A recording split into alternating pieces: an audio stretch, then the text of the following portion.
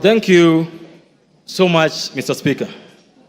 Mr. Speaker, the Article 132 of the Constitution of Kenya provides that the President will every year give a report to this House on the steps taken to implement Article 10. Mr. Speaker, Article 10 is the soul of the nation. Article 10 is what the engineers would call the software of the country. It is what the doctor would call the heartbeat of this country. Oh dear. Mr. Speaker, through Article 10, this country gave to itself how they want to be governed. Mr. Speaker, Article 10 of the Constitution provides for us the map to where we want to go. Mr. Speaker, in the last 1.5 years, we've listened to and been treated to, Mr. Speaker, the Deputy President piercing with a sharp knife through the very heart of the nation, Mr. Speaker. When we went to give ourselves a new constitution, Mr. Speaker, we said tribalism, nepotism, corruption, Mr. Speaker, are our ills. And we said that we will entrench Article 10 and ensure that going forward, we live as a country together, united, Mr. Speaker. Mr. Speaker, for the last 2 years, the Honorable GACHAGUA has not only put a knife onto the back of our values and shared principles, but he's kept turning that knife, Mr. Speaker, to the level where if we allow him to continue being Deputy President, Mr. Speaker, we are going to risk the loss of the heart of this country, Mr. Speaker.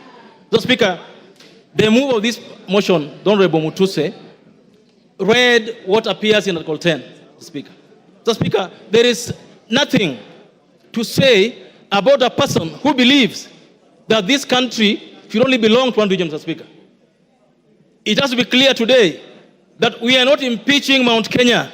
We are not impeaching the Kikuyu. We are impeaching an individual who has refused to follow the law every single day of his life. Mr. Speaker, Honorable GACHAGUA is the Deputy President of the Republic of Kenya, not the Deputy President of Mount Kenya, Mr. Speaker. He is the Deputy President of Kenya Kwanza, not Murima Kwanza, Mr. Speaker. It has to be said today that if you are to build together, if you are to run a country that has shared values, shared principles, and shared prosperity, Mr. Speaker, all of us must believe that our leaders will live within the four corners of the law. Mr. Speaker, it is true, and it's been said by Kenyans, that we are all tribal. Of course, we all come from tribes. We also have our own tribal sentiments, Mr. Speaker. We all have our feelings about what should happen to our tribe, Mr. Speaker. Mr. Speaker, it's even been said that Kufa Dereva, Kufa Makanga. It's also been said that all of us sitting here today have some tribal things in our closet, Mr. Speaker. That is true. But, Mr. Speaker, and you are a seasoned lawyer, when you go to court and you are charged, and the others you are charged are not in court, they say, Rigiji, GACHAGUA, and others not in court. The case here today is that of Rigiji, not others not here today. The case we're dealing with today is the case of Makanga, not driver, not passengers. So, Mr. Speaker, we have to deal with a person who believes that his job is to represent Mount Kenya. Mr. Speaker, on this side sits members of parliament elected by Mount Kenya people. On this side sits members of parliament from Nyeri, from Kirinyaga, from Muranga, from everywhere. Those counties also have governors. Nobody appointed Rigiji to be the benefactor. No one appointed Rigiji to be the custodian of Mount Kenya. No one. Because our constitution provides for leaders from that place to represent them. Mr. Speaker, by his actions that are against Article 10 of the Constitution, Mr. Speaker, Rigiji has alienated Mount Kenya from the rest of the country. He is fought so hard to be the Mount Kenya kingpin, Mr. Speaker, and I believe that this House must impeach him so that he can go and be the kingpin of Mount Kenya, not the deputy president of this country. That's what we need to do this afternoon, Mr. Speaker. Mr. Speaker, yesterday I heard him mention the name of our PCS, the name of the Ford Kenya leader.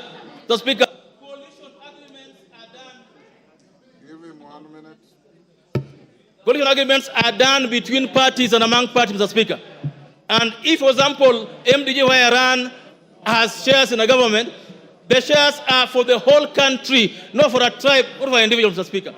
Mr. Speaker, today, I must say that we will impeach him.